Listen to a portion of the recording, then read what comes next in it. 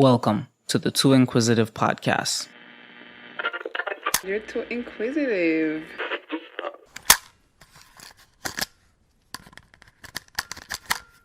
Today's podcast episode is one of inspiration. It was done on the fly. I didn't even have any notes taken, but it ended up being pretty good, full of conversation with minimal to no pauses at all. Literally, we just decided in the morning during our regular meeting to have a podcast this afternoon, which worked out perfectly because I needed an episode anyways. And I'm actually pretty proud of this episode, and I think it'll inspire a lot of you, especially if you're dealing with anxiety, if you want to overcome your fears, and especially, we talked about this a lot, especially if you want to start a business and you don't know how to get started, what business to start, anything to that effect. This episode is definitely for you. So without a further ado, let me introduce today's guests. It's more than one today. We got two of them. Miss Sarah Harrigan and Jerrod Williams. All right, the Design My Vibe team. Welcome to the podcast. Hey. Thank you for having us. Yes, thank you. So today we have Miss Sarah Harrigan and Jerrod. I'm not sure what your last name is, but we'll just stick with Jerrod for now. Yep, Jerrod Williams. That's me. Yep, that's me. Okay, and Sarah, if you just want to introduce yourself really quick and give like a brief, self bio. Sure. So that people know who they're listening to. Of course. My name is Sarah Elizabeth Harrigan. I am the abundance goddess, positive vibes goddess, all about living your best life. And in the realm of humanity, I am a confidence and high performance coach and inspirational speaker. Perfect. And Jerrod, a little bit about yourself also. Awesome. My name is Jerrod Williams. I am a singer, songwriter based out of Newark, New Jersey. And I'm also just a creative full-time. I do a whole bunch of stuff. And that's just me. Great. Good stuff. All about music and love. So for the listeners, both me and Jerrod, we work with Sarah on her business, Design My Vibe. And I've been working for Sarah for about a month now, almost a month or a little over a month. I'm not sure. Jerrod, how long have you been on Sarah's team? It's been 3 months. We are going into our 4th month. No way. Second trimester. Nice. Yep. Nice. We about to have a full baby. Wow. in a few more months. Yeah, we are missing one other person that's part of the team, which is Carmen, but she lives in the Philippines, right? Yes, she does. Yeah, so as of this recording, it's 2 p.m. now, but where Carmen is, that's like a full 12 hours. Mm-hmm. So it's like 2 a.m. for her. So yeah, unfortunately she's missing, but hopefully in the future we can get her on also. She does wonderful graphics and stuff for Sarah, and a lot of her social media optimization and a lot of the posting and stuff. She's a really essential part of the team. Yes. So Sarah, let's talk about Design My Vibe. Okay. For people that may have not heard of your business, how would you describe it? Design My Vibe is empowering individuals to live a life that matters to them. It's designing every aspect of your life, being authentic to what matters to you, not what your parents have told you or maybe what society says you should look like. It's you authentically designing your life, starting from the way you think and feel about yourself to the actual results, like where do you live, what do you drive, what does your relationship look like? That's great. And how long have you started this business? How old is the business? The business is about 2 years old. Oh my God. October 2018 was when I officially declared that this is what I wanted to do. And I started an LLC in New York City. And now I'm here in the Virgin Islands. And this is officially year 2, October 2020. That's such a coincidence because most people that I know or that I've met recently, including myself, all of our businesses are either around that 2-year mark or like around the 3-year mark. And it's just weird or crazy to me that everyone that I'm meeting now, we all decided around the same time that we found what we want to do with our lives, and we decided to put it in action all around at the same time. Wow, that talk about alignment. That is awesome. Yeah. And Jerrod, how long have you been singing? Oh, I have been singing for, I want to say 6 years. I started singing when I was in high school. It's actually my hidden talent out of all the other things that I can do. It's the one thing that took me most by surprise in 2013, so 7 years now. In 2013, I was a part of, I went to a performing arts high school and I studied drama. So I was into acting and theater and stage performance. I've always been like preparing life to be in front of a bunch of people. But I have friends who could sing. And so we went to this program and I was mocking one of my friends, and the vocal coach heard me mimicking someone else and was like, wait, do that again? And that was just like really where I started cultivating it. Someone else heard me, what I had been doing so naturally all the while, and was like, wait, that's actually good. You know, you can build upon this. And that was 7 years ago. That's great. I'm glad I have you on the podcast for this particular episode, because the two previous episodes, one was a DJ, and then the second one was a leader for a band. Okay. He was like the lead musician. I'm trying to figure out how to put it in like states terms what exactly he does. Here in the Virginians, we would call him a rhythm master. So he pretty much like makes the beats, and he plays keyboard, and when the band is playing and like when it's ready to switch a song and stuff, he's behind the laptop. He's pretty much like, he puts everything together. Yeah, like producing the music production. That's what it sounds like, and that's what I've been getting into too. Yeah, so in the Virginians, we call that a rhythm master because they're the master of the rhythm. Yeah. We don't say beats either. We just call it a rhythm. So it's great because now I have the DJ, then the leader of the band, and now a singer on like back-to-back episodes. Songwriter. Yep. Yeah, songwriter also. And you said you've been singing for 6 years. Have you been writing for as long also? Or I've been so for the 2 years and 3 years, I have been writing music for the last 3 years. But for writing, just creative writing, I really started creative writing when I was a teenager. I want to say when I was in 7th grade. So that was around 13 years old. And I remember learning about the Harlem Renaissance in school and learning about Nikki Giovanni and Langston Hughes and reading their poetry and how sometimes poems didn't make any sense, but they made perfect sense for whatever emotion that the whoever wrote it was trying to capture. And I really fell in love with that freedom of like, wow, I could say and do what I want and be totally in charge of it and take people on these journeys in their imagination. And I've been in love with writing ever since then. All kinds of writing. That's what I do with Sarah. I'm writing the newsletter and copywriting. So wherever I can like give a word or spread a word, like I'm totally here for it. I just want to say it's a good word. He always drops a good word. Okay, he's a king with the words. Thank you. That's great. Sarah, I know you do some writing also. And like you were telling us today in the meeting, that you used to write articles for your father's magazine? Yes, I did. One of the first articles I ever wrote was in 2009 for Business BVI, which is an international publication, which is so awesome. And at that time, I wrote about my trip to Hong Kong. So I did an internship in Hong Kong for 3.5 months, and then I traveled Shanghai and Beijing. So I wrote a piece on West meets East, being that we're from the Caribbean meets the East. And then about last year, actually, when I came down, I wrote another article on Lambert Bay Beach Resort, which just recently opened after being damaged by Hurricane Maria. Yeah. Okay.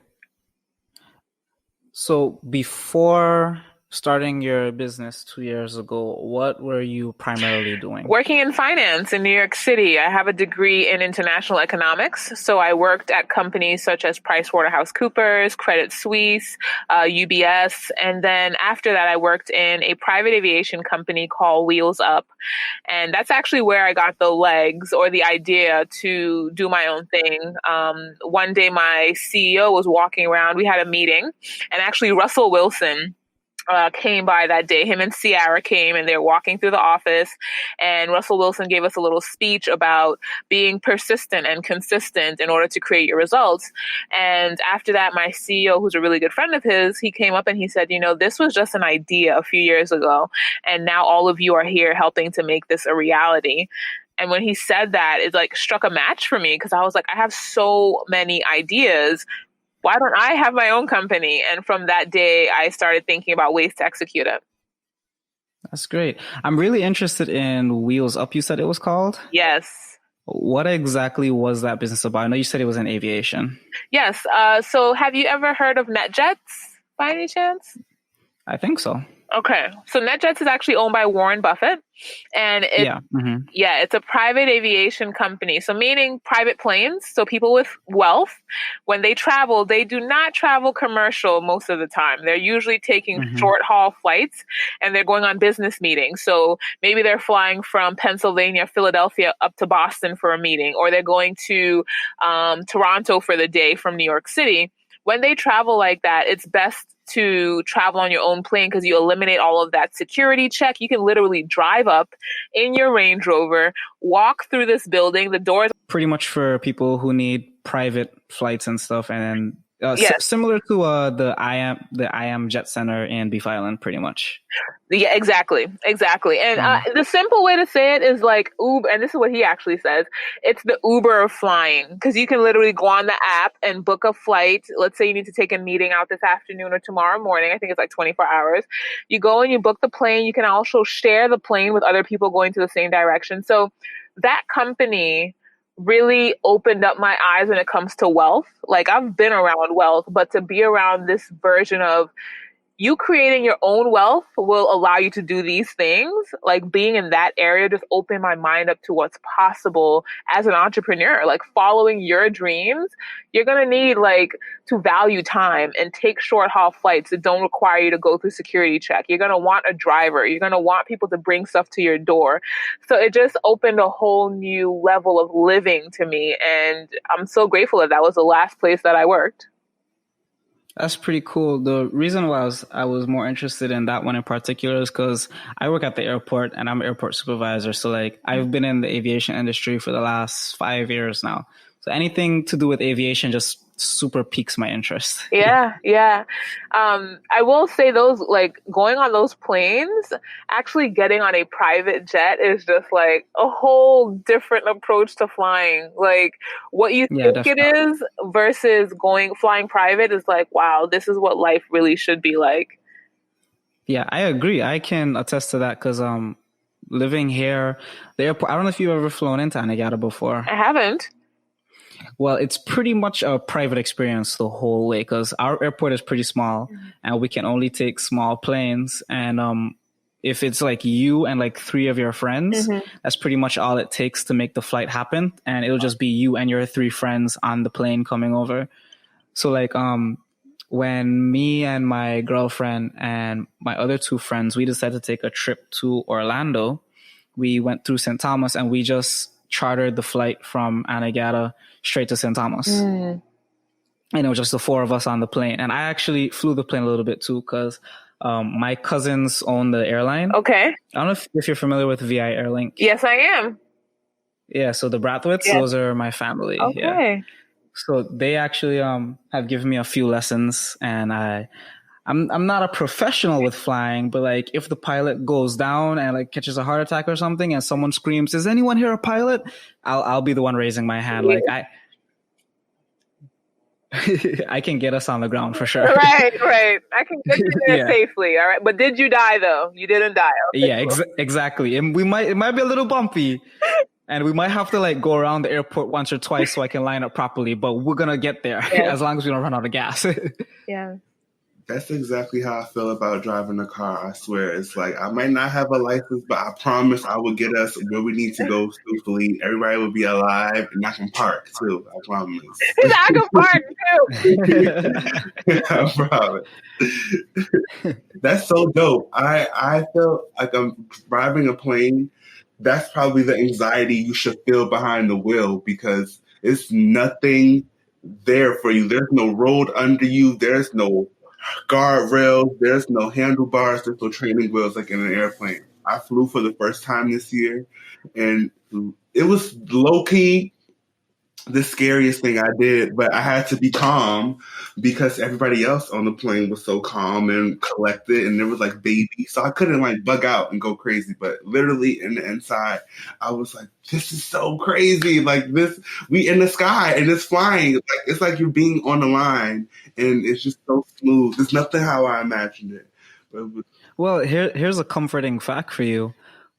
Flying is the safest mode of transportation. right. It's just Yeah, because cars crash every day. right. But how often do you really hear about planes crashing? Right. I think the scary part about when planes do crash, because I mean they do crash like once in a blue moon, is the fact that when they do crash, it's so destructive. Mm-hmm. So like I think that kind of just puts the fear in your head that even though it's not happening often, that when it does happen, it's like it's terrifying. It's horrifying. Yep. Yeah, and plane goes down, everybody's more than likely gonna die. It's not like, oh, I just hit the bumper. Like it smashes and everybody's gone. Well, the smaller the plane, the better the chance it is for you to survive, actually. Mm. Yeah, the smaller planes, like in the event like that an engine or something goes out, a small plane is much easier to glide to safety than a big plane because big planes are heavy. Yes. And for example, if your hydraulics go out and you're literally having to hold all that weight up yourself if you don't have the hydraulics anymore. Mm. So the smaller the plane, the easier it is. I like that. Actually, I was pretty terrified of flying myself, actually, which is weird because I started off wanting to be a pilot when I was really young, like 4 or 5 years old. All I wanted to do was be a pilot. I loved planes so much. I admired pilots, the uniform, the way they carried themselves. I thought pilots were the coolest people in the world. And I was in Toronto with my mom and family, and me and my cousins were upstairs playing, and our parents were like, don't come downstairs. We're going to watch a scary movie. We don't want you guys to see it. And we snuck downstairs and we were hiding behind the couch. And we were looking at the movie, and I think it was The Aviator. And that's the one where he like builds this old plane from like scratch, and on like the test flight or something, he ends up crashing it, and it crashes through a whole bunch of buildings and stuff, and he's all bloody and stuff. And I remember watching that thinking, I have to get on a plane to get back home in a few weeks. And I was probably like 9 or 8 years old or something. And from then I was like super terrified of flying. I was asking my mom, like, can we like not catch a boat to get back to Anegada from Canada? Like, do we have to get on a plane? It's good that we start talking about fear and even planes, because I did like a study on myself, and I still have like much more to do with it. And it wasn't really a study, but just documenting with writing trying to recollect my first moments of fear, like being afraid. Mm-hmm. And so the earliest moment I could think of, like when I was ever afraid of anything, was when 9/11 happened. I was 4 in 2001, and I remember watching on TV that experience. So even just around airplanes, I think that's where the first feelings of like fear and unsafety happen, just overall, with like terrorists could crash into a building on an airplane. And then it's being in the airplane, flying on it, going through this hijacking experience, like all of this. It was so many levels and layers behind it. And ironically, that was like I found to be one of the origins of being afraid, versus that and like getting disciplined by my mom. You know, those were these moments I could think about. I want to get back to fair, but I have a very ironic 9/11 story actually. So I was about 2 years old when 9/11 happened because that's September 2001. So me and my mom actually had just left New York the same day, and we didn't know 9/11 was happening. It was like till later on in the evening when we finally got back to Tortola. We were staying by she took us to one of her friend's stores so she could drop me off and she could like run to the bank or something before we got the ferry to go back to Anegada. And when we got into the store, the lady was watching TV and she was watching the news, and of course the towers are on it. And my mom walks in and is like, "Oh, what movie is this?" Because we were so oblivious that anything happened. And she's trying to figure out like, "Oh, what movie is this that they're flying planes into buildings?" And then she's like, "No, this is happening. This just happened a little while ago." And we were like, "We just left New York a few hours ago." So in 2001, I was actually at boarding school. I was at boarding school in Mayer, Arizona. And we were in class, I think, when this was announced. Was I in class? Yeah, we were in class when it was announced, and then I went to, I lied. I was hanging out with some friends in the Commons, and we were watching BET. That's when BET was popping off. We were watching BET, getting ready for the countdown and all that, and then they were like, "No, turn the TV to this channel." And we turned it, and the girls that I was with were actually from New York. I'd visited New York, but I didn't live there just yet. And to see their faces, it was crazy because they knew those buildings. And I'm just sitting there like, yo. Yeah. So it looked like a movie to me too. I can't even lie. That looked like a movie. Definitely. So getting back to fair, there's this, I keep forgetting half the quotes, like who say them, but I always remember the quotes. But there's this quote that I like to repeat a lot, and it's basically, "We fear what we don't understand." So like, for example, Jerrod, like how you were afraid of like flying in the planes and stuff. And like for me, when I was scared of flying in planes and stuff, it wasn't until I started working at the airport, and then I started flying frequently all the time because I would go back and forth from Anegada to Tortola, and I would catch the plane because it was super easy. And then my cousin started teaching me about the planes, and I would start flying the planes, and I really understood how planes work is when that fear went away. Yes.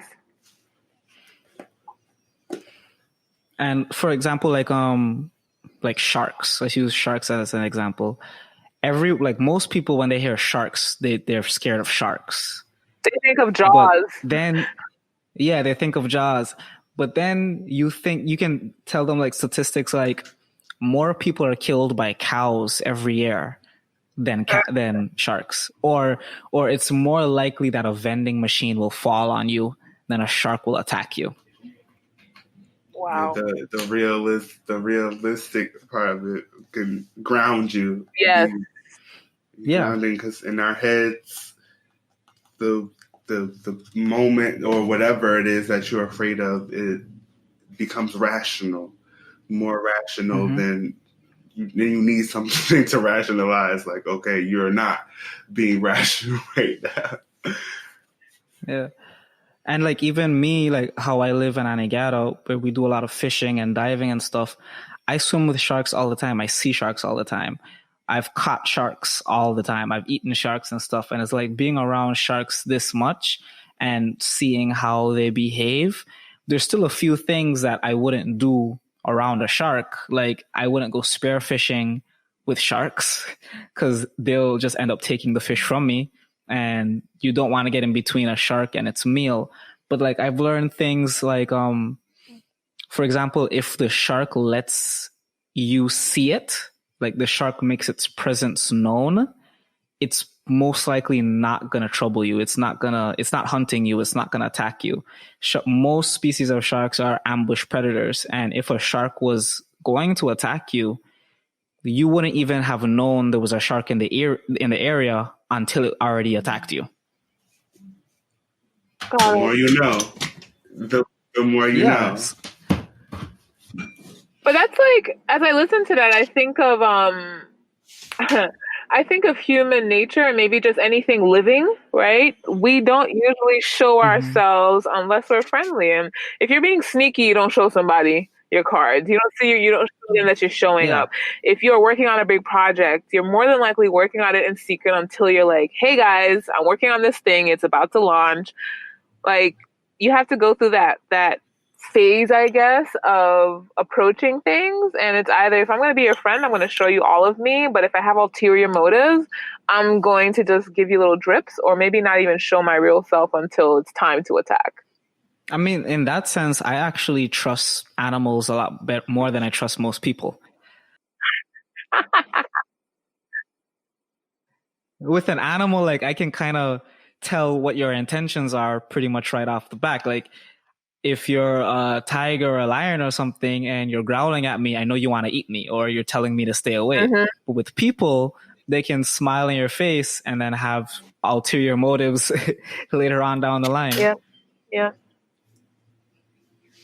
Interesting. Interesting comparison. But let's keep on the topic of fear. Yeah. I want to talk about like what are our biggest fears. I can go first if you guys want me to. Okay, cool. Go ahead. Okay, so I think right off the back, without really thinking about it, one of my biggest fears is heights, which is weird because I love planes, but I am terrified of heights. Interesting. That's actually one of the fears that you get over by the time you are walking. Oh no, I think my fear has gotten worse as I've gotten older. Interesting. So I'll share this little tidbit with you guys. There are 3 fears that humans have. I hope I remember all of them, but I'm going to tell you the ones I do remember. The fear of loud noises, which you get over as a teenager because you've probably at that point been to a concert, so you've been around loud music. The fear of heights, which you get over by the time you start walking, because at that point now you've crawled, you've gotten up, you've fallen, you've gotten over that.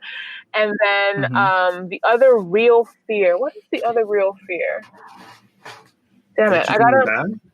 No. These are the 3 fears that we're actually born with. But the point in saying that is any other fear beyond that is created. Mm-hmm. So anything else that Fair you come enough. up with is literally something that you're making up in your mind. I don't think there's like, if there's any other fears I have, I definitely have to like think about it. But I like heights terrify me, and I'm not talking like it doesn't even have to be super high up. If I get like in a 5-story building and I look out a window, I'll get dizzy. Wow. Okay. Yeah. Or like one of the really bad ones is like being on Tortola, and if I'm like on a house that's on a hill, and like like you have like the balconies that kind of go over the hill a little bit. Yes. If I go up to those balconies and I just like look over, I'll literally like hug the railing.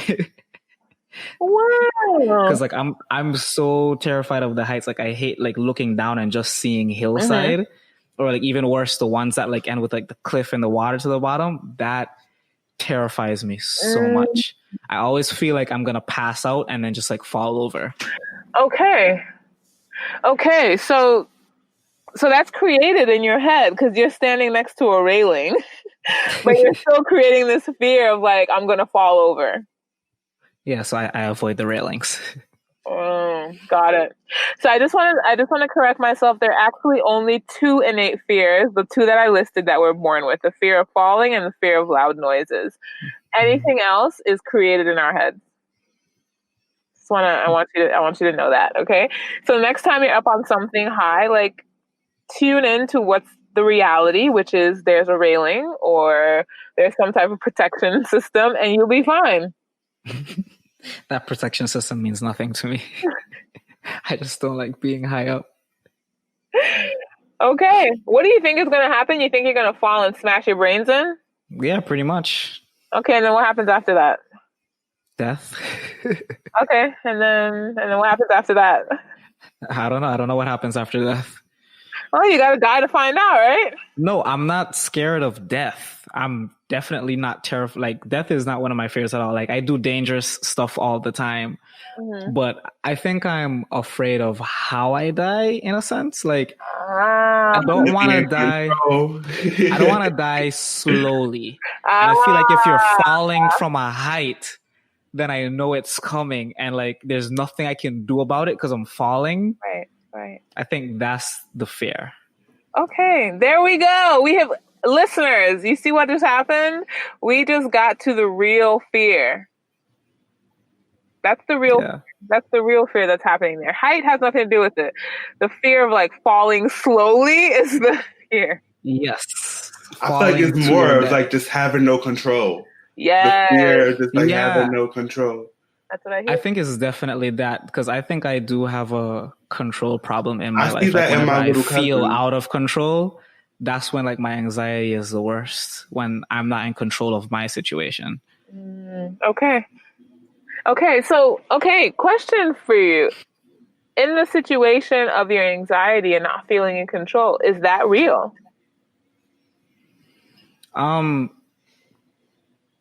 Anxiety, I don't know how to explain. I wouldn't say it's not real, because like you feel it. Like I get like physical symptoms from my anxiety.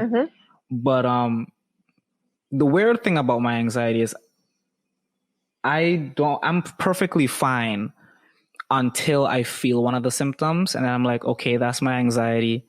And then I think about the anxiety, and then like a full-on attack will happen afterwards. And then I have to remind myself to not think about it. But what's weird to me is that first initial feeling that makes me think about it. Because like right now I'm perfectly fine. But then in 20 minutes from now, we could be having the same conversation, and then I'll feel like the lump in my throat might start. And then I'll be like, okay, that's my anxiety kicking in. And then I'll think about it afterwards. So it's like, what triggers that first initial something? Because sometimes it's not just like the lump in my throat. Because like my typical symptoms are, I'll feel like my throat is closing up, or I'll get lightheaded, or I'll get like pins and needles in my hands and stuff, or my hand might actually like freeze up and my fingers will start like moving by itself in a sort of way. Those are like my typical anxiety what it looks symptoms. like for you. Yeah. Okay. Yeah. So I would love to, if you are open to it, actually go through a little exercise with you now. So you are able to identify what it looks like for you when you're having those first instances of anxiety popping up for you. And you also know that when you switch your thought process, it brings it back down. Is that correct? Yeah, definitely.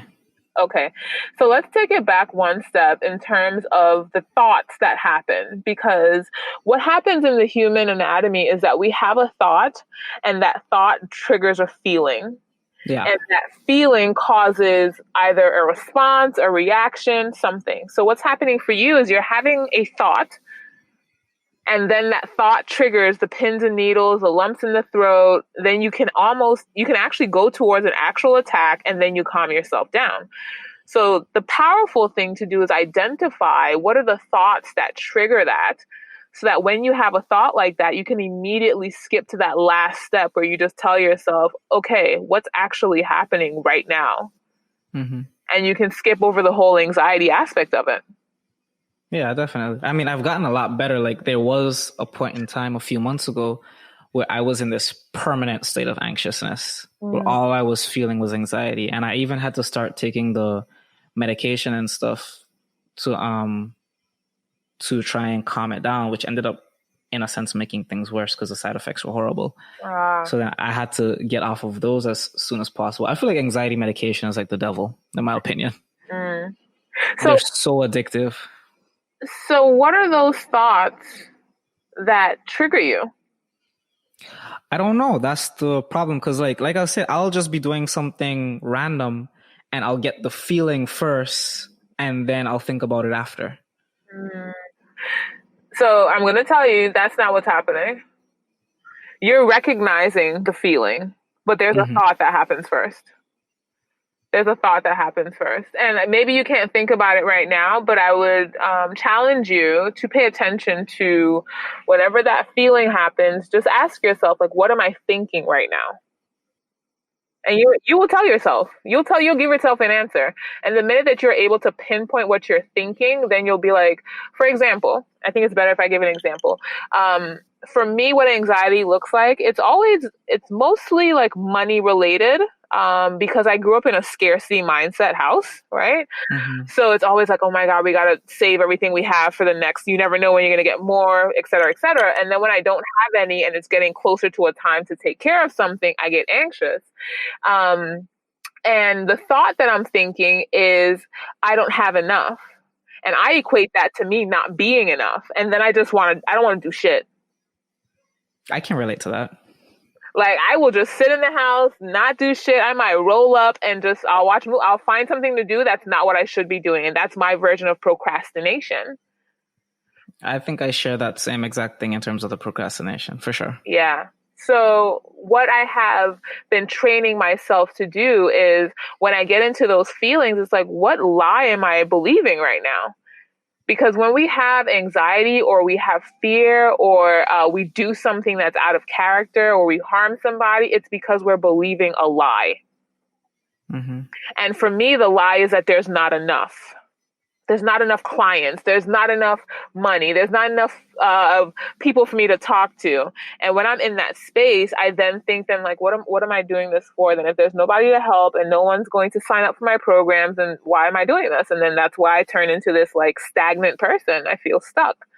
So now it's like, okay, when that thought comes, let's say like my rent's about to be due and I'm like, oh shit, I got to pay $2,000 in rent. What am I going to do for this? How is this going to work out? I go back to thinking like, what can I create?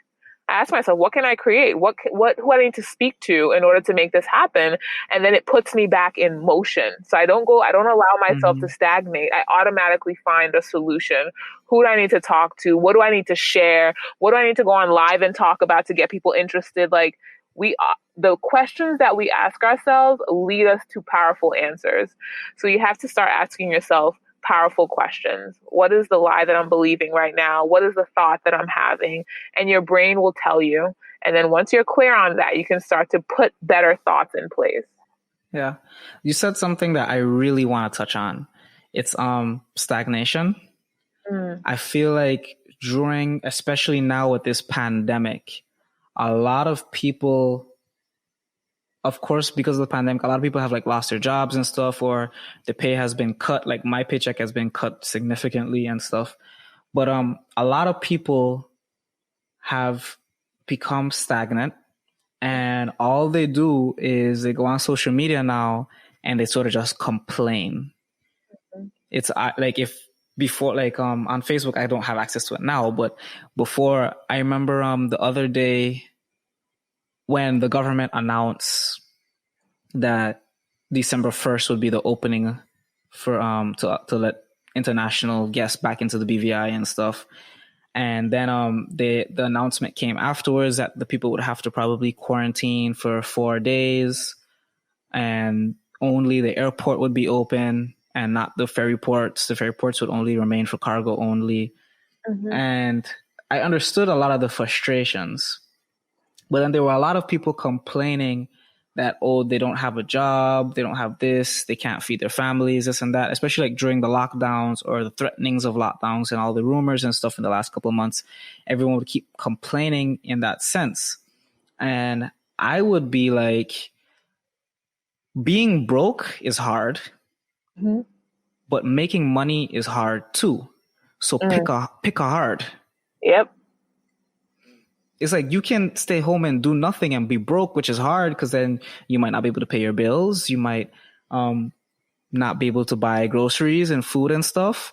Or maybe you can't go outside. Maybe you have to babysit your children and stuff. But maybe you're on Facebook anyways. Maybe figure out a way how to make some money sitting at home on Facebook. Yeah. It's not going to be easy, but neither is staying home and starving. Yeah. Yeah. Or in my situation, when we were on lockdown and stuff, and we didn't have access to go to Tortola to buy groceries and stuff, I might have friends that have boats. We went fishing almost every day and we caught fish, and that's how we fed our families. I just went fishing. I'm like, I wasn't out making money, but I was out getting food to eat. You were providing, yeah. Exactly. Like, you can stay home and complain. I could have stayed home and complained and be like, "Oh, the government needs to open back up Anegado. We need to get the ferry to go back to Tortola to buy our groceries." But I didn't do that. I went out and I caught fish. Maybe you can't fish, but maybe you can go in the bushes and you can catch a goat and you can skin a goat and you can curry it. Yes. Yeah. Or maybe you can start a garden. Seeds are very cheap and water is in abundance. I mean, like, do something. Go on Google how to make money at home. Spend 10 hours a day. I mean, you weren't making money anyway, so spend 10 hours a day just doing some research and finding something. My point is, do something. Yeah. At least be able to say that you tried. Yeah. I would love to add to that, and this is something that, I always got a question about: how do you become confident? How do you be consistent?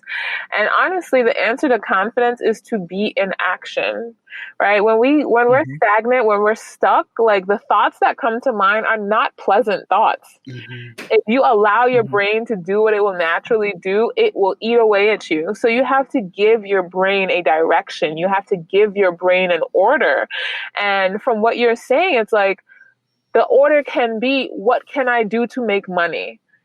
Yeah. And it goes back to the questions that you're asking yourself. If you ask yourself, what am I doing wrong? Your brain's going to come up with a million answers about what you're doing wrong. But if you ask yourself, what am I doing right?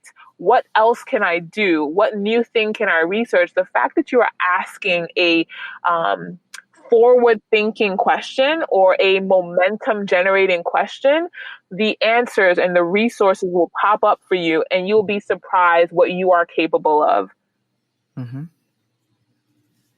Very much agree. I love the analogy of going fishing, though. Just like the fish are not going to jump out of the water. So unless you get your pole and your bait and your hook and, you do the steps and you cast your line out there, you might not catch nothing today, but there's tomorrow. Then there's the opportunity that, you get something and it's big, and you get something and you might get a lot of small fish for a long time. And then you get that one big one, and, or whatever. It's still the same. You caught fish, you went fishing, whether you caught anything or not, you went fishing. I went fishing today, I got better at just casting my line out there, just baiting, or whatever. I love that. That's a great way to look at it. And also that shows that it requires not just that you have to put the work in, but you're going to also have to be patient too. Because like you said, you can do everything, but maybe the fish weren't biting today, but maybe you'll catch that big one tomorrow. And that's that consistency. That's the consistency. One thing that I have noticed from people through this COVID pandemic is this, like, I'm very present to the fact that people want every day to look the same. They don't want anything to pop up. They don't want anything that's going to make them think outside the box. I don't want any struggle. However, if it looked the same, life would not be interesting. True, very much. I say that all the time. I say, like, if everything went your way and everything was perfectly fine, life would be so boring. Like, ridiculous. You would have nothing to solve. And, like, we are problem solvers naturally. So if you have nothing to solve, then what is the point of living? Very much agree. So with that being said, it's like understanding, yes, you may show up for something every single day. And this is how my business started. I showed up, like, doing live streams and just having conversations with people, even though I felt like I didn't know what I was doing yet and I was still in the process of being training.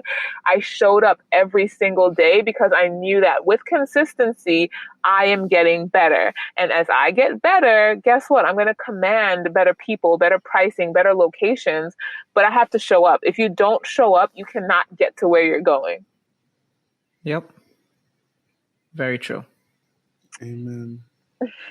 I think that's a part of, like, why I have the assignment with my vocal coach to make the video being in the perfect place, with doing that. And I feel like the thing is gonna be like, okay, now you need to do this all the time, and you're gonna get there, you're gonna get wherever you're trying to go. It's I really have. He's in. What he also said too is like, you can, if you have to get dressed up, to play the part. If if that's gonna help the energy, whatever you have to do to put yourself there. If you have to put curtains up or something like that. Whatever. Basically, set the scene or the mood, or Yeah. I very much agree with that. You should set whatever your environment is, whatever it is that gets you comfortable to get into that zone. If it helps, then yeah.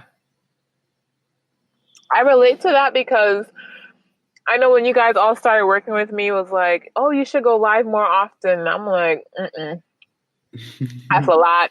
Like I was doing it. I was going live often, but I wasn't going live with an intention. Like, okay, that's a lie. The intention was to inspire people, of course. However, I'm also running a business. So the intention has to be like, inspire them to make a difference with their life and you be the solution. Mm-hmm. That's a much clearer intention than, oh, just go live and inspire people. Right. Mm-hmm. And what happened for me is me showing up every single day and me listening to persons who, like a Tony Robbins, listening to him, and he was like, back in the day, whatever platform he was using, he was like, I was just showing up all day. He was like, that was the goal. So I was showing up all day. And I listened to him and I was like, damn, what would the impact be if I show up even more? Mm-hmm. And then I think it was a week or two ago, wasn't even that long. I think it was a week ago, where a friend of mine passed in New York City. And I said that, that for me, that was a turning point. Like, I need to do more. What can I do to do more? And that day I went live 4 times. And since then I've been going live 3 times a day, every day. And it's like second nature. Mm-hmm. It's literally second nature. So what I got from showing up consistently is like, that consistency can look like as big or as small as you want it to be. You can sing a song once a day, or you can practice for 7 hours a day. Yeah. It's up to you. What you put in is what you get out. Yeah. That's what my mom says, but she says, because my mom teaches computer.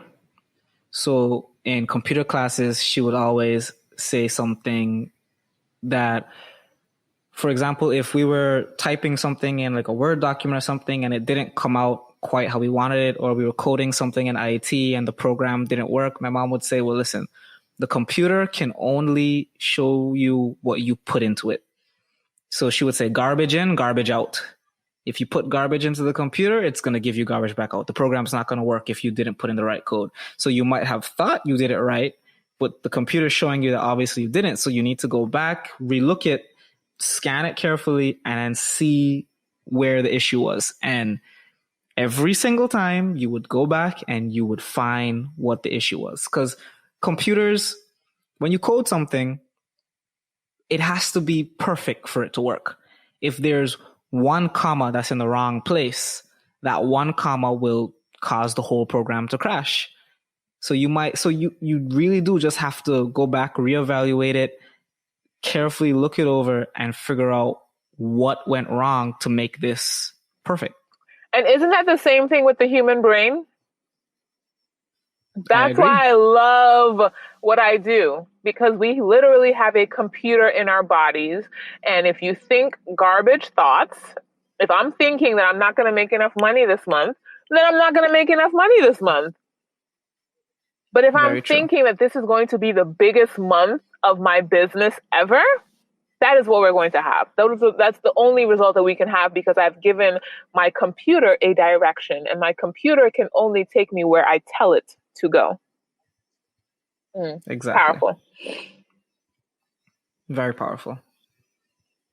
So, Sarah, I want to talk about, how did you decide that this was the type of business that you wanted to do? This is for all the people listening that are probably at home right now thinking they want to start a business, but they just don't know what to do. Because I get that question a lot, and I have my answer for it, but I want to hear your answer. Like, how did you decide this is what you wanted to do? And then I'll add on to it cool. after. I will say, I'll tell you about my process to getting to this point. So when I got that inspiration at Wheels Up to start my own business, the first step was actually going into real estate because I was looking to move at the time. And when I met the broker, he told me about the freedom in real estate, the flexibility. And I was like, ooh, that sounds like it could work. And I like nice houses and I like to make a lot of money. So I said, yes, I jumped into it. And all of those things I just said were things that I enjoy. Right? I like nice houses. I like talking to people. I like freedom and flexibility. So for me, that looked like the answer. And I trusted it, right? Because I truly believe that you don't come in contact with something that isn't for you. So me getting in contact with him, I was like, let me do it. So I jumped off the ledge, went into real estate, and about 3 months into being full-time in real estate, this is after I got fired and I left my job, I was like, something isn't clicking here. Like, I'm not creating as many closings as I want to, which means that something's not working. And I go into this personal and professional development program and I'm sitting in the room and I was like, holy shit, this is what I like to do. I literally enjoy having conversations with people that expand their mindset. And as I sat there, I got to the realization that what we are meant to do is what we do effortlessly already. It's something that we probably haven't even thought about putting a dollar amount on because that's just naturally who we are. And what I have found subsequently is that that is exactly the answer.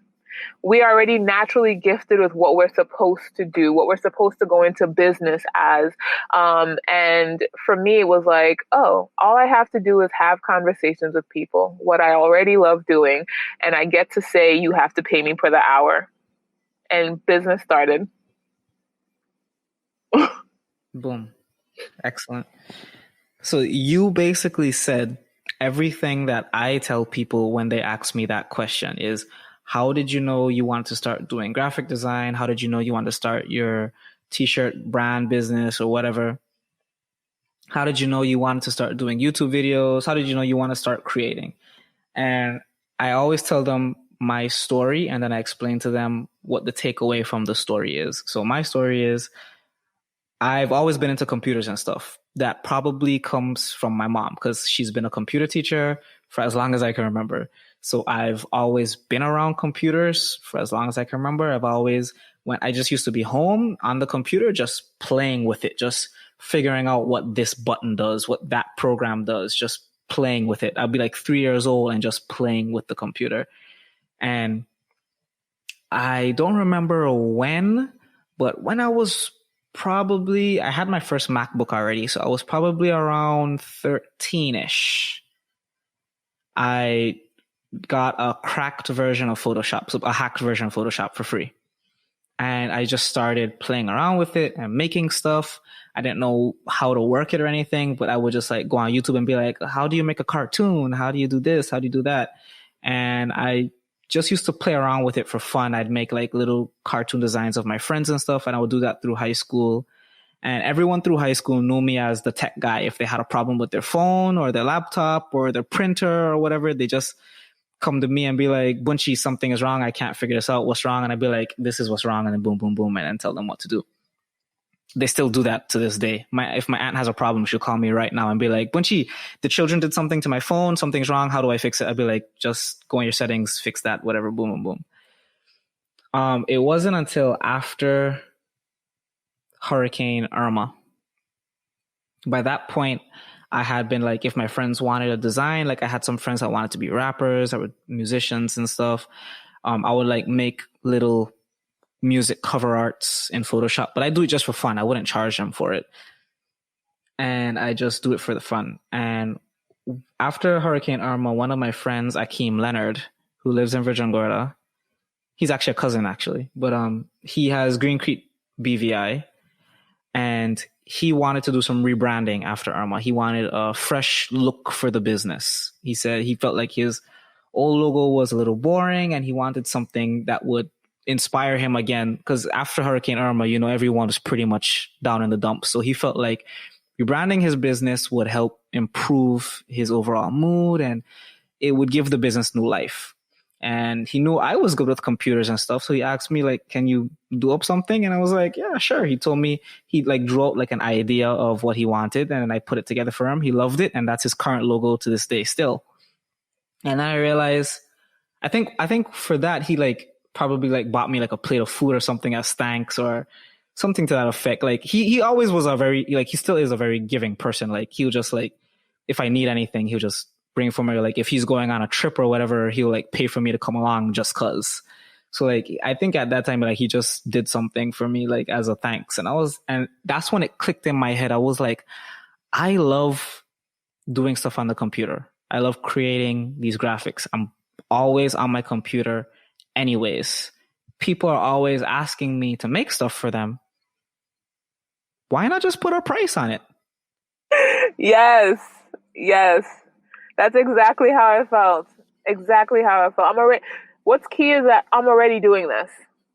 And what I want to offer anyone that's listening is like, you are already doing what you are meant to do and be successful from. You're doing it every day. Yeah. And then when people ask me how to come up with that business idea, they'll like, no, I'll always ask them first, what ideas do you have now, right? The usual answers are like, oh, I want to sell lashes, or I want to sell bundles, or something to that effect. And then I'll ask them, why do you want to sell lashes? They'll say something to the effect of, or why do you want to sell bundles? They'll say, well, because I bought bundles from this other company and I felt like the price was too much and I can offer it for cheaper. I said, you're already going down the wrong direction. I said, okay, but let's say you go ahead and do it. Besides your price, because I know you're not going to be able to offer the price that you want to offer, because you, first of all, don't understand how much it costs to operate the business. You're just kind of going based on, oh, I saw it online for $100, but this person is selling it for $300. It's a reason they're selling it for $300. So we live in the BVI where shipping is an arm and a leg, plus customs, and then you still have to make a profit, and then add on your little money for like to pay yourself or whatever. So I'm like, say you go along with it. What would separate your bundles business from their bundle business? Why are people coming to you and not them? What makes you special? Because bundles and lashes is a very saturated market. Everyone and their grandma sells bundles and lashes. And then they can never answer it. And then I said, let me tell you what my advice is. Find something that you love to do, whether it's one of your hobbies or something that you're already doing, something that makes you very happy, that you do all the time. Find something that you love to do. For me, it was creating things. For example, like I started with the graphics first. I didn't know I liked making videos, but I don't even remember why I started making videos. But I think I got into taking pictures first because I wanted to have my own pictures to use for my graphics. And then from there, I just somehow started recording videos, and I realized, wow, I really just love recording videos. This is a lot of fun. And it brings me joy to see what the finished product is like. So I'll be like, find something that you love to do. Maybe you're not doing it now, but find what it is that you love, that you absolutely love to do, that brings you enjoyment. Or look at stuff that you already do like to do, and then figure out how to make money from doing that. For example, like a lot of them will say, well, I really like hair. I like the bundles and I like lashes, and they're into beauty and stuff. I say, okay, well, why do you have to be the one selling the bundles and lashes to consumers? Why can't you be the one selling it wholesale to the people who are selling the bundles and lashes to consumers?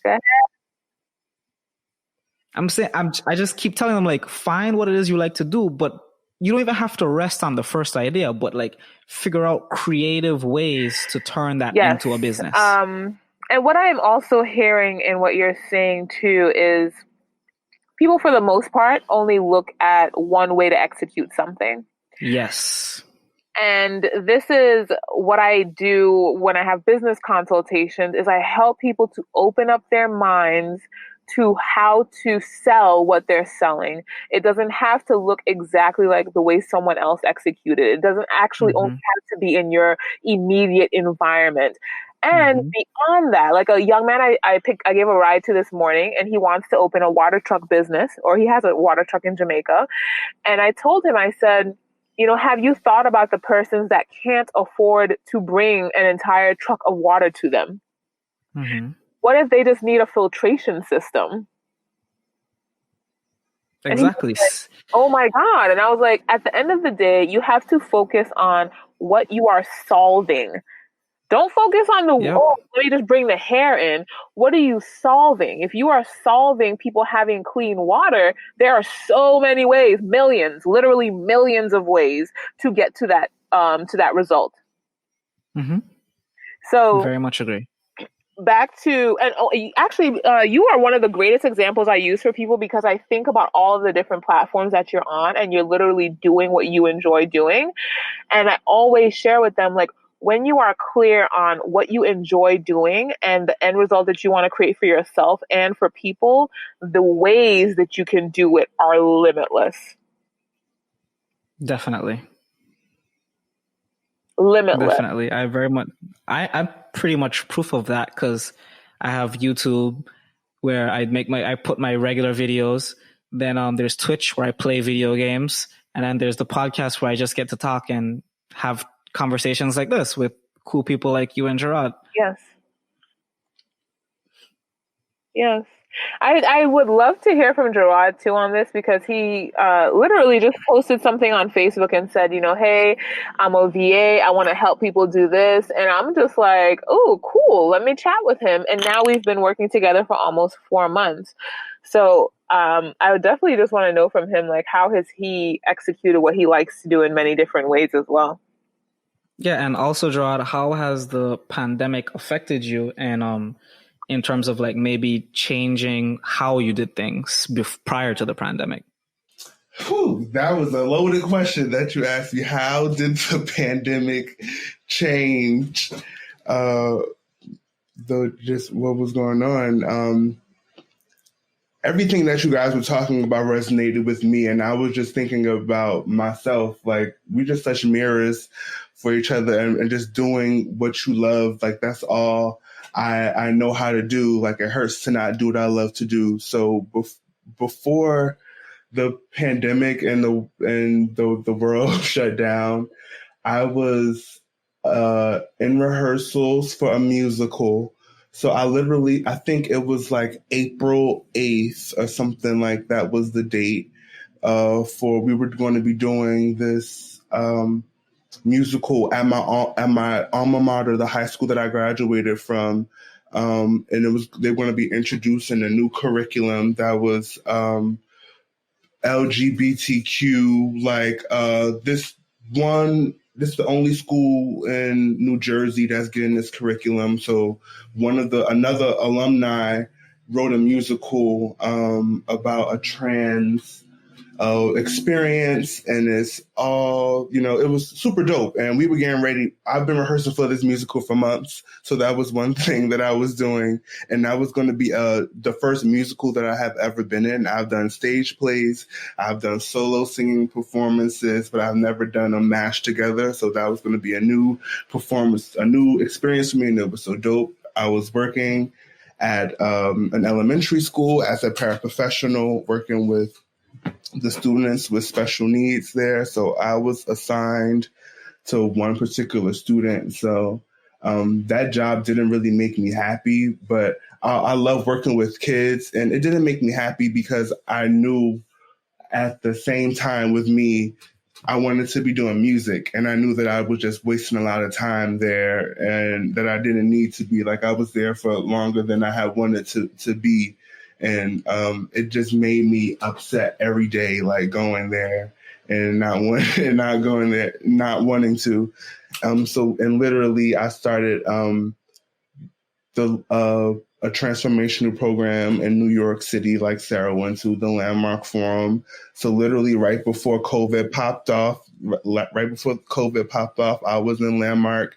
The last week that I went to work was the last week of my Landmark Forum, and I couldn't even go back. And then after I decided that I wasn't going to go back, the world like shut down, and my whole shit changed. So I'm still writing music. I'm still going to I can't go to vocal lessons in New York City every week. I go to Soho to my singing studio out there to have my lessons. So that totally changed. I'm not making any money.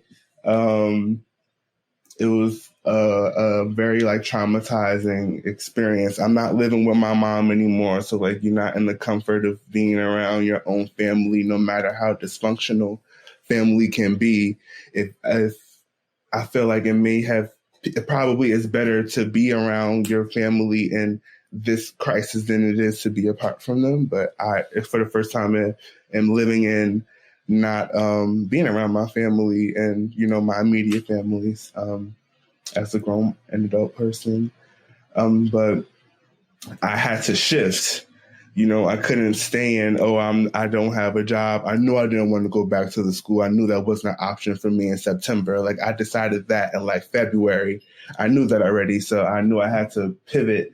And I know, everybody is at home right now. Everybody, people have businesses, and people have this need already, that they're not like me. I was born in the digital age with technology since I was a young person. So people are not tech savvy like I am. My mom, you talking about what you picked up from your mom. My mom has always been an administrative assistant. She has the neatest handwriting ever. She's super organized, super neat. So I've learned a lot of things just from her and just inherited things from her, just that ability to just be, on the supporting it with the organization and writing.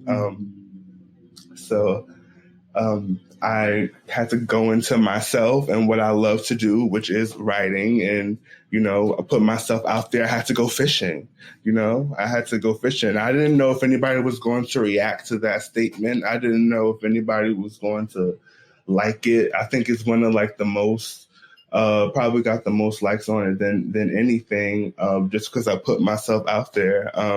And because of that, now we're here. And this is life, this is every day. Yeah, I can relate to putting myself out there too, because that's pretty much how I started working with Sarah.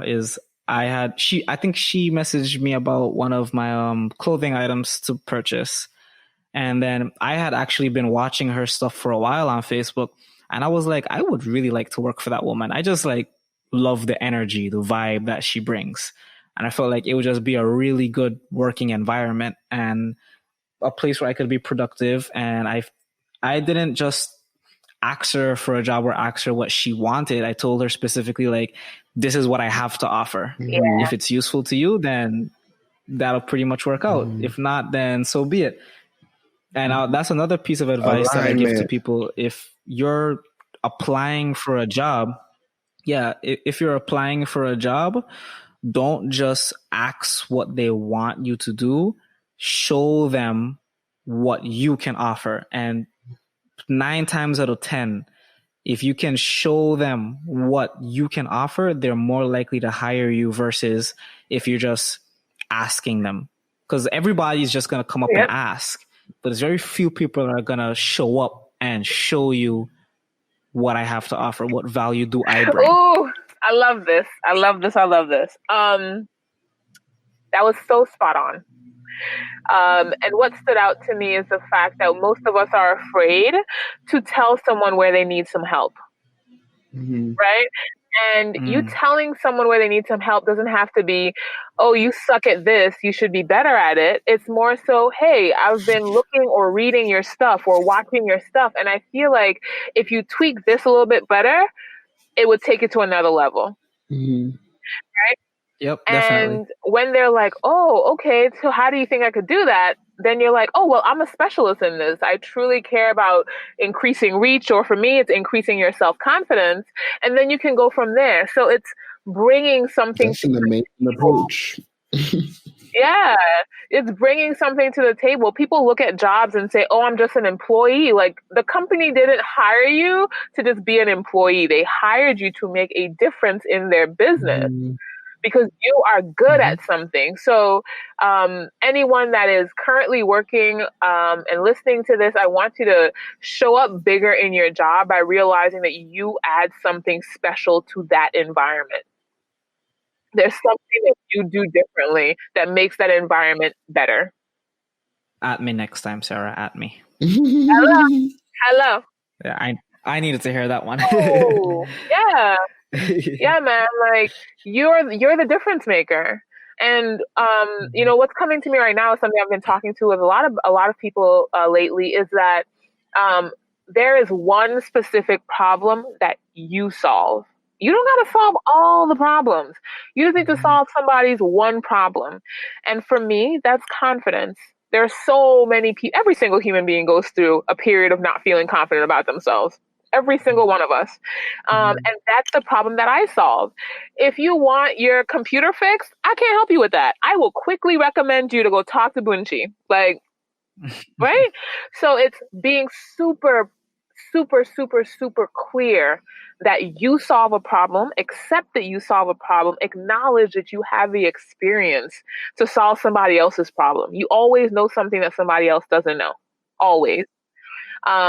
And then go at it as if you're the expert, and always do the work to become more of an expert. Yep. All right, guys, let's wrap this up. We've been talking for a good while, and we can always have you guys back on the podcast again for another episode. Yeah, that's what I love about podcasting is the episode that I posted today was 2 hours long because like the energy and the conversation was just going so well. We didn't want to stop.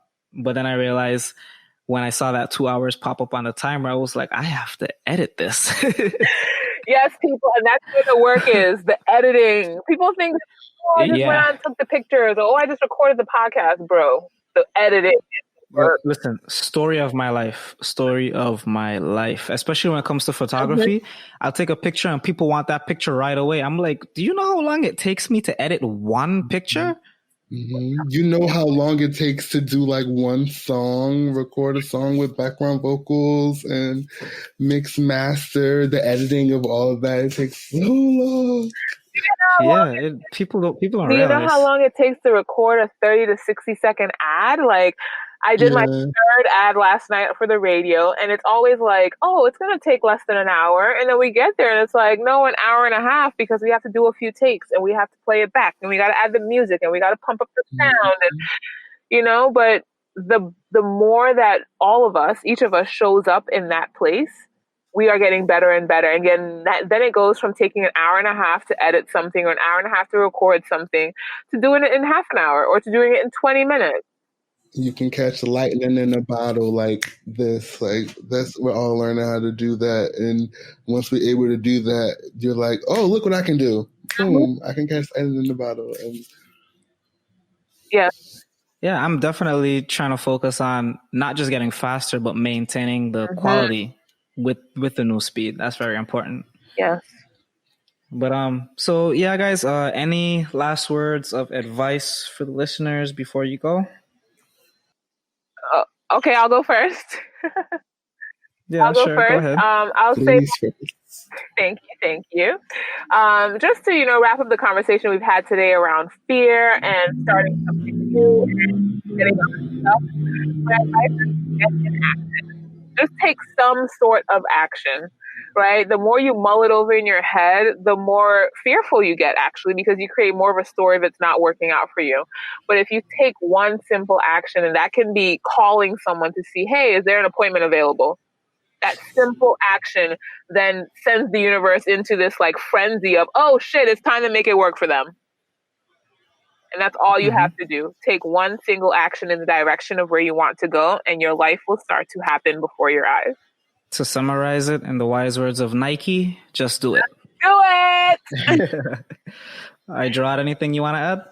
Yeah, and I would add to, and just take care of yourself. It's a rough time Yes. out here. So just take care of yourself. Be gentle with yourself and be gentle with the people that surround you, because it's in the split second is all it takes for anything to happen. Your life could change in a split second for amazing things.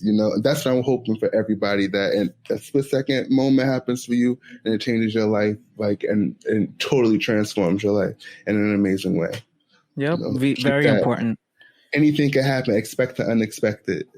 When you keep that in your spirit, expect the unexpected. Oh man, it's light. You be light. Rest, get some sleep, eat well, be nice to your body, get a massage once in a while, Yes. do some exercises every once in a while. Yes. Say nice things to yourself. Think Yes. positive thoughts. Yeah. Be kind to yourself. All right, so guys, where can the listeners find you on social media?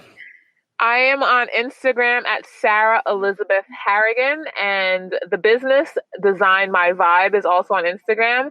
And then on Facebook, it's the same thing. My personal Instagram is Sarah Elizabeth Harrigan, and the business is Design My Vibe.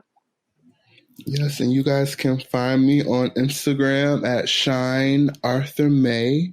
And you can also find me on Facebook with my personal name, Jerrod Marquise Williams. Arthur May is my artist's name. Go follow me and listen to my single on Bandcamp. It's called Rise. It's all about rising above the stress and, conquering and knowing yourself and knowing that everything's going to be all right at the end of the day. Any future projects you guys want to mention really quick that you're working on? For sure, of course. Firstly, I wanted to mention Design to Thrive, which is my new feature program for Caribbean women that want to live a life that matches their dreams. Whatever dream you had as a teenage girl, it's still possible. So that's the program that I'm opening now. And if you are interested in creating a vision board for 2021, I have both an in-person brunch here in the BVI, and then we have virtual dates as well. So if you would like to get in contact, please check out my Linktree link in my bio to buy tickets to either of those events. Yes, I would say also, to add on to Design My Vibe, subscribe to the newsletter, because that's where I write. So if you want to get words from me, that's where I'm writing these days. Okay. And also, just catch up with me on Instagram, with Arthur May. I'm doing so much more with music. So much is coming. So, just stay tuned, because Christmas time is coming. It's the most wonderful time of the year, and it's gonna be awesome. So stay tuned. Good vocals. Oh, where exactly do they find the newsletter? The newsletter is going to come to your email. So you can go, when you go to Sarah's Instagram and go on the link tree, there's a link to it there for you to sign up. And once you sign up, you're in there, like you right on the hook. All right, perfect. Yeah. We have lots of awesome content, the newsletter, the podcast, and catch me every single day at 4:20 p.m. on Facebook on the @Design My Vibe page for some positive vibrations. Level up your mind, your body, and your business in just 20 minutes. Yes. Oh, I want to give a quick shout out to Sarah's podcast, simply because since you've told me the name, I've been in love with the name. I think it is like one of the most perfect podcast names I've ever heard. And it's Feelings, Not Figures. And that should translate to everything you do in life. It's not just about the money. It's how you feel. Yes, absolutely. All right, guys. Thank you for being here. If that wasn't inspiring to you, then I don't know what would be. Because it inspired me, and I was the one talking about it. Anyways, I hope you guys enjoyed this podcast. If you made it to the end, thank you as always. And I'll see you next Monday. Oh, please, wash your hands. There's coronavirus out there. Wash your hands.